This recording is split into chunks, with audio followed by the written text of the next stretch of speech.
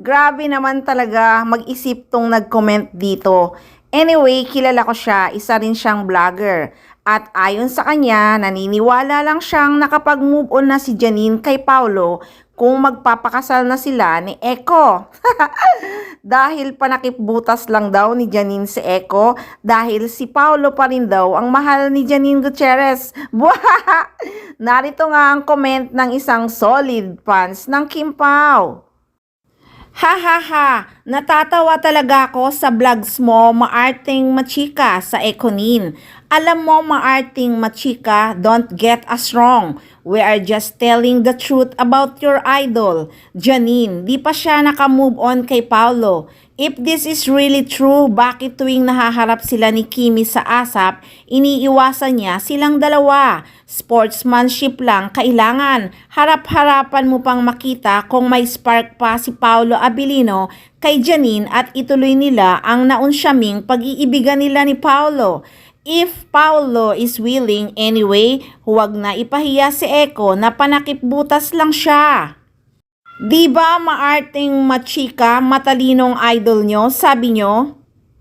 At ayon kay Paulo Abilino, hindi sila ni Janine Gutierrez. At malala pa, di daw siya nag-propose kay Janine. Alam mo, maarting machika, saka lang kami maniniwala na nakamove on na siya pag nagpakasal na sila ni Eko. Kasi busted naman si Eko kay Kathleen, di ba? Alam mo ito, maarting machika. You are a legit vlogger of Janine. Ikaw pa yung parating nagsasabing pampelikula lang ang Kim Pao at si Janine ang tunay na mahal ni Paulo. Sige, patunayan mo yan, maarting machika, kasi we will not forget all your vlogs about Kim Pao. Instead, we just ignore all negative vlogs regarding Kimi. But God knows everything, and by our prayers, justice prevails with all those accusations to Kimi that she did not finish a college degree. Yes, she did not have a diploma and a formal education. But look, where is she now? She has much more than diploma rather than your idol. Cause of her accomplishment to her family. Kimi is so blessed reflecting her personality. Siyempre, sasagutin ko yan dahil na-mention niya ang channel ko. Alam mo, si Janine hindi umiiwas pag nandun sila pareho sa ASAP.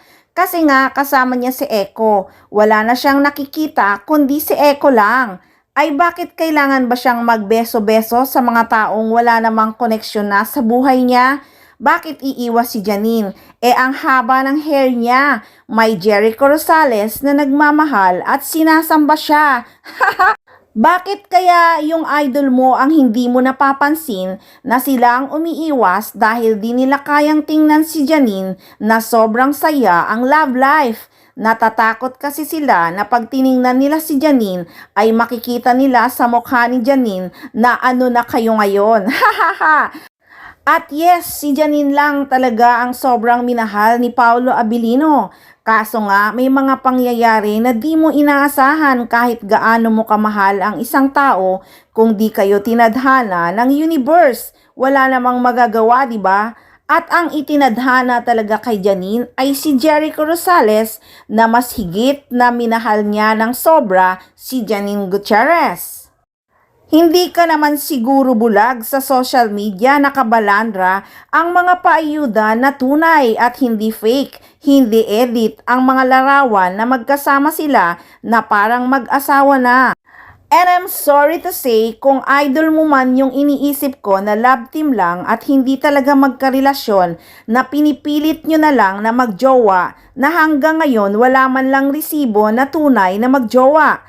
Kahit paikot-ikutin nyo pa ang pagsasama nila kahit saan, walang date na nangyayari. Okay ka lang?